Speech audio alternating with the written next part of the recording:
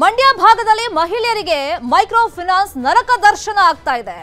ನಿನ್ನೆ ನಿಮ್ಮ ನ್ಯೂಸ್ 18 ಕನ್ನಡದಲ್ಲಿ ಸುದೀರ್ಘವಾಗಿ ಈ ಬಗ್ಗೆ ನಾವು 25ಕ್ಕೂ ಹೆಚ್ಚು ಮಹಿಳೆಯರು ಪ್ರತಿಭಟನೆ ಮಾಡ್ತಾ ಇದ್ದಂತ ಸುದ್ದಿಯನ್ನ ಬಿತ್ತರಿಸಿದ್ವಿ.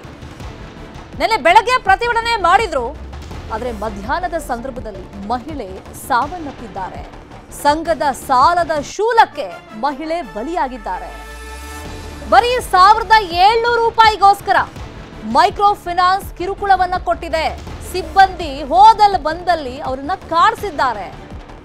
ಅವ್ರ ಹತ್ರ ಪಾಪ 1000 ರೂಪಾಯಿ ಇತ್ತು, ಇನ್ನು 700 ರೂಪಾಯಿ ಇಲ್ಲ, ಅಡ್ಜಸ್ಟ್ ಮಾಡಿ ಕೊಡ್ತೀನಿ, ಸ್ವಲ್ಪ ಟೈಮ್ ಕೊಡಿ, ಅಟ್ಲೀಸ್ಟ್ ನಾನು ಹೋಗಿ 700 ರೂಪಾಯಿ ಯಾರ ಹತ್ರ ಕೇಳ್ಕೊಂಡಾದ್ರೂ ಬರ್ತೀನಿ, ಅದಕ್ಕೆ ಅವಕಾಶ ಮಾಡಿಕೊಡಿ ಅಂತ ಹೇಳಿದ್ರು ಕೂಡ ನಿಂದಿಸಿದ್ದಾರೆ.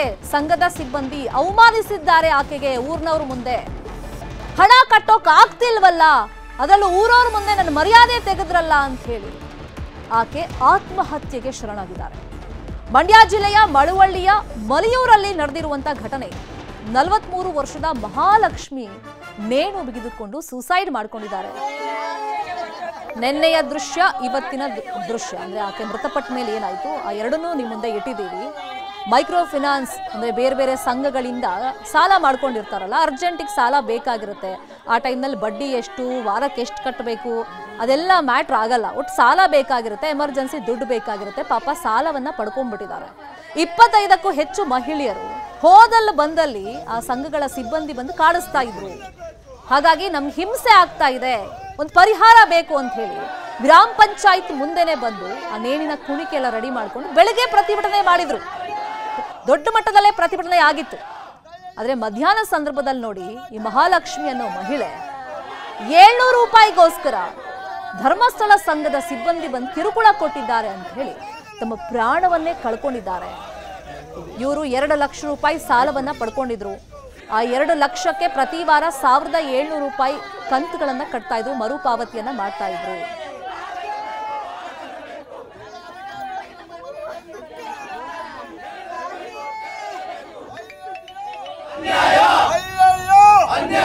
$1 ಲಕ್ಷ ಧರ್ಮಸ್ಥಳ 2 ಲಕ್ಷ 2 ಲಕ್ಷ ವಾರಕ್ಕೆ ಎಷ್ಟು ಕಟ್ಟಬೇಕು?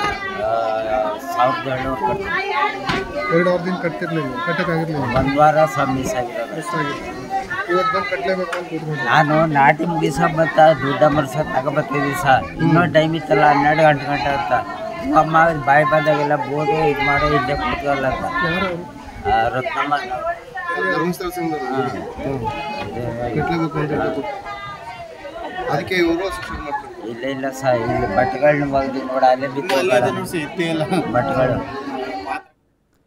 ಸುನೀಲ್, ಕೇವಲ 2-3 ಗ್ರಾಮ ಅಂತಲ್ಲ, ಮಂಡ್ಯ ಜಿಲ್ಲೆಯಾದ್ಯಂತ ಮಹಿಳೆಯರಿಗೆ ಈ ಹಲವಾರು ಸಂಘಗಳಿಂದ ದುಡ್ಡನ್ನ ಕೊಟ್ಟು ಕಿರುಕುಳವನ್ನ ನೀಡಲಾಗ್ತಿದೆ. ಎಷ್ಟು ಬಡ್ಡಿ ಕಟ್ತಿದ್ದಾರೆ ಅಂತ ಅವ್ರಿಗೆ ಗೊತ್ತಾಗ್ತಾ ಇಲ್ಲ. ಸೊ ಅಂತ ಪರಿಸ್ಥಿತಿಲಿ ಮಹಿಳೆಯರಿದ್ದಾರೆ. ಈಗ ಒಂದು ಪ್ರಾಣನೇ ಹೋಗಿದೆ. ಅಧಿಕಾರಿಗಳು ಏನ್ ಹೇಳ್ತಾರೆ ಇದಕ್ಕೆ, ಮತ್ತೆ ಆ ಕುಟುಂಬಸ್ಥರು ಏನ್ ಆಗ್ರಹ ಮಾಡ್ತಾ ಇದ್ದಾರೆ? ಖಂಡಿತ ಶರ್ಮಿತಾ, ನೀವು ಹೇಳ್ದಾಗೆ ಮಂಡ್ಯದಲ್ಲಿ ಇದು ದೊಡ್ಡ ಮಟ್ಟದ ಒಂದು ಜಾಲವೇ ಅಂತಾನೆ ಹೇಳ್ಬೋದು. ಯಾಕೆಂದ್ರೆ ಪ್ರತಿಯೊಂದು ಗ್ರಾಮವನ್ನ ತೆಗೆದುಕೊಂಡಾಗ ಗ್ರಾಮೀಣ ಭಾಗದಲ್ಲಿ ಸ್ವಸಹಾಯ ಸಂಘಗಳು ಅಂತ ಕ್ರಿಯೇಟ್ ಅನ್ನ ಮಾಡಿರುವಂತದ್ದು. ಅಂದ್ರೆ ಈ ಮೈಕ್ರೋ ಫೈನಾನ್ಸ್ಗಳು ಯಾವ ರೀತಿ ಬುದ್ಧಿವಂತಿಕೆ ಕೆಲಸವನ್ನ ಮಾಡ್ತಾ ಇದ್ದಾವೆ ಅಂತಂದ್ರೆ, ಪ್ರತಿ ಗ್ರಾಮಗಳಲ್ಲಿ 10 ಜನಕ್ಕೆ ಸೇರಿದಂತೆ ಒಂದು ತಂಡಗಳನ್ನ ಕಟ್ಟುವಂಥದ್ದು. ಆ ತಂಡಕ್ಕೆ 10 ಲಕ್ಷ ರೂಪಾಯಿನಷ್ಟು ಹಣವನ್ನ ಕೊಡುವಂಥದ್ದು. ಕೊಟ್ಟ ಬಳಿಕ ಅವರಿಂದಲೇ ಆ ಹಣವನ್ನ ವಸೂಲಿ ಮಾಡಿಸುವಂತ ಕೆಲಸವನ್ನ ಇವರು ಮಾಡುವಂಥದ್ದು. ಅಂದ್ರೆ ಆ 10 ಜನರ ತಂಡದಲ್ಲಿ ಈ ಪ್ರತಿಯೊಬ್ಬರು 1 ಲಕ್ಷ ರು ಹಣವನ್ನ ತೆಗೆದುಕೊಂಡ್ರೆ ಬಡ್ಡಿ ಸಮೇತ ಹಣವನ್ನ ವಸೂಲಿ ಮಾಡಕ್ಕೆ ಆ ತಂಡದ ಒಬ್ಬ ಸದಸ್ಯರನ್ನೇ ನೇಮಕ ಮಾಡಿರ್ತಾರೆ.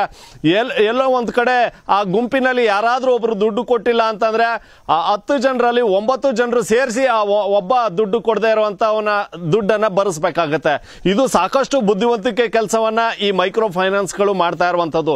ನಿನ್ನೆ ಇದೇ ಕೆಲಸ ಕೂಡ ಮಂಡ್ಯದ ಮಲಿಯೂರಿನಲ್ಲಿ, ಅಂದ್ರೆ ಮಳವಳ್ಳಿಯ ಮಲಿಯೂರಿನಲ್ಲೂ ಕೂಡ ಆಗಿರುವಂತದ್ದು. ಮಲಿಯೂರು ಗ್ರಾಮದ ಮಹಾಲಕ್ಷ್ಮಿ ಅಂತಕ್ಕಂಥ ಮಹಿಳೆ ಮೃತಪಟ್ಟಿದ್ದಾರೆ. ಇವ್ರಿಗೂ ಕೂಡ ಇದೇ ಕೆಲಸ ಆಗಿರುವಂತದ್ದು. ಅದೇ ತಂಡದ ಏನು ಮಹಾಲಕ್ಷ್ಮಿ ದುಡ್ಡನ್ನ ತೆಗೆದುಕೊಂಡಿದ್ರು ಸ್ವಸಹಾಯ ಸಂಘದಲ್ಲಿ, ಆ ತಂಡದ ಮಹಿಳೆ ಒಬ್ರು ರತ್ನಮ್ಮ ಅಂತ ಮಹಾಲಕ್ಷ್ಮಿ ಅವರ ಮನೆಯ ಬಳಿ ಬಂದು ಬಂದು ಮಹಾಲಕ್ಷ್ಮಿಗೆ ಬಾಯಿಗೆ ಬಂದಂತೆ ಬೈದಿರುವಂತದ್ದು. ಅಂದ್ರೆ ನೀನು ಸತ್ತಾದ್ರೂ ಸರಿ, ಇನ್ಶೂರೆನ್ಸ್ ದುಡ್ಡಾದ್ರೂ ಬರುತ್ತೆ, ನೀನು ಸತ್ತೋಗು, ಇಲ್ಲ ಅಂದ್ರೆ ದುಡ್ಡು ಕೊಡು, ಅಂದ್ರೆ 12 ಗಂಟೆ ಒಳಗಡೆ ನೀನು ದುಡ್ಡನ್ನ ಕೊಡ್ಬೇಕು. ಅಂದ್ರೆ ಮಹಾಲಕ್ಷ್ಮಿ 5 ತಿಂಗಳ ಹಿಂದೆ 2 ಲಕ್ಷ ರೂಪಾಯಿ ಸಾಲವನ್ನ ಸ್ವಸಹಾಯ ಸಂಘದಲ್ಲಿ ತೆಗೆದುಕೊಂಡಿದ್ರು. ಹೀಗಾಗಿ ಪ್ರತಿ ವಾರ ಕಂತಿನ ರೂಪದಲ್ಲಿ 1700 ರೂಪಾಯಿ ಕಟ್ತಾ ಇದ್ರು. ಆದ್ರೆ ಈ ವಾರದ ಕಂತು 1700 ರೂಪಾಯಿ ಕಟ್ಲಿಕ್ಕೆ ಆಕೆಯ ಬಳಿ ಬರೀ 1000 ರೂಪಾಯಿ ಇತ್ತು. ಆದ್ರೆ 700 ರೂಪಾಯಿ ಕಡಿಮೆ ಆಗಿತ್ತು.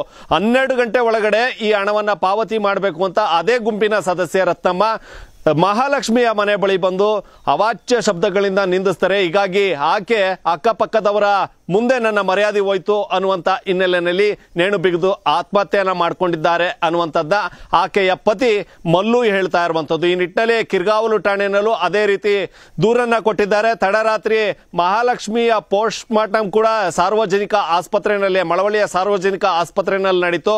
ಮರಣೋತ್ತರ ಪರೀಕ್ಷೆ ಆದ ಬಳಿಕ ಮಳವಳ್ಳಿಯ ಬೀದಿಗಳಲ್ಲಿ ಆಕೆಯ ಮೃತದೇಹವನ್ನ ಮೆರವಣಿಗೆ ಮಾಡಿ ಮೈಕ್ರೋ ಫೈನಾನ್ಸ್ ಏನಿತ್ತು ಆ ಮೈಕ್ರೋ ಮಲಿಯೂರು ಗ್ರಾಮ ಪಂಚಾಯತ್ ಅಧ್ಯಕ್ಷರಾಗಿರುವಂತಹ ಮಂಜುನಾಥ್ ಅವರು ನಮ್ಮ ಜೊತೆ ಫೋನ್ ಸಂಪರ್ಕದಲ್ಲಿ ಜಾಯಿನ್ ಆಗಿದ್ದಾರೆ. ಮಂಜುನಾಥ್ ಅವರೇ, ಈಗ ಮಂಡ್ಯ ಜಿಲ್ಲೆಯಾದ್ಯಂತ ಈ ತರ ಫಿನಾನ್ಸ್ ಕಂಪನಿಗಳಿಂದ ಸಿಬ್ಬಂದಿಗಳಿಂದ ಕಿರುಕುಳ ಆಗ್ತಿದೆ ಅನ್ನೋ ಆರೋಪ ಇತ್ತು. ಈಗ ನಿಮ್ ಗ್ರಾಮದಲ್ಲಿ ಮಹಿಳೆಯೊಬ್ರು ಆತ್ಮಹತ್ಯೆನೆ ಮಾಡ್ಕೊಂಡ್ಬಿಟ್ಟಿದ್ದಾರೆ. ಸೊ ಈ ಬಗ್ಗೆ ನಿಮ್ಗೆ ಏನ್ ಮಾಹಿತಿ ಸಿಕ್ಕಿದೆ? ಯಾವಾಗ ಸಾಲ ತಗೊಂಡಿದ್ರು ಅವರು, ಎಷ್ಟು ಕಂತುಗಳನ್ನ ಕಟ್ಟಿದ್ರು ಅಂತ, ಮತ್ತೀಗ ಪೊಲೀಸ್ ಸ್ಟೇಷನ್ ಕಂಪ್ಲೇಂಟು ಆಗಿದೆಯಂತೆ, ಏನ್ ಆಕ್ಷನ್ ಆಗಿದೆ?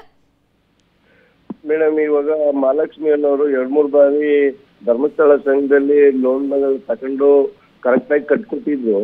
ಅದಾದ ನಂತರದಲ್ಲಿ ಈಗ ಲಾಸ್ಟ್ ಒಂದು 3-4 ತಿಂಗಳಿಂದ ಮತ್ತೆ 2 ಲಕ್ಷ ರೂಪಾಯಿ ಲೋನ್ ತಕೊಂಡಿದ್ರು. ಲೋನ್ ತಗೊಂಡಿದ್ದಂತ ಸಂದರ್ಭದಲ್ಲಿ ಎಲ್ಲ ಕಂತನವರು ವಾರದಲ್ಲಿ ಕರೆಕ್ಟ್ ಆಗಿ ಕಟ್ಕೊಂಡ್ಬರ್ತಾ ಇದ್ರು. 1700 ರೂಪಾಯಿ ವೀಕ್ ಕಂತು ಕಟ್ತಾ ಇದ್ರು.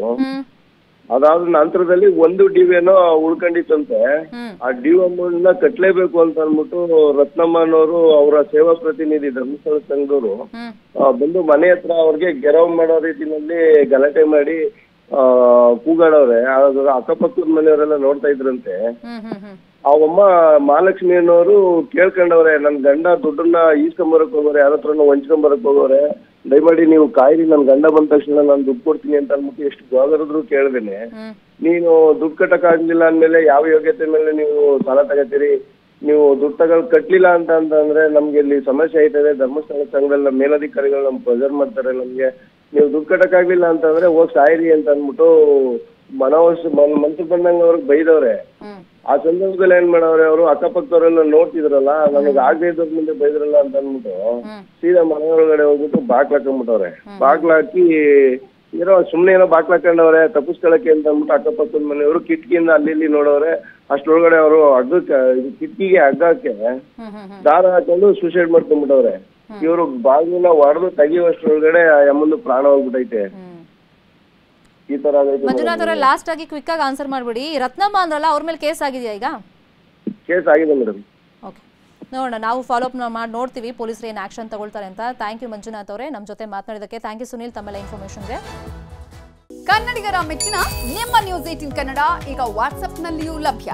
ಕರ್ನಾಟಕ ಮತ್ತು ದೇಶ ವಿದೇಶದ 360 ಡಿಗ್ರಿ ಸುದ್ದಿ ವಿವರವನ್ನ ನೀವು ನಿಮ್ಮ ಕೈ ಬೆರಳುಗಳಲ್ಲಿಯೇ ಪಡೆಯೋದಿಕ್ಕೆ ಈ QR ಕೋಡ್ ಅನ್ನ ಸ್ಕ್ಯಾನ್ ಮಾಡಿ. ನಮ್ಮ ಚಾನೆಲ್ ಅನ್ನ ಫಾಲೋ ಮಾಡಿ, ನೋಟಿಫಿಕೇಶನ್ ಆನ್ ಮಾಡಿ.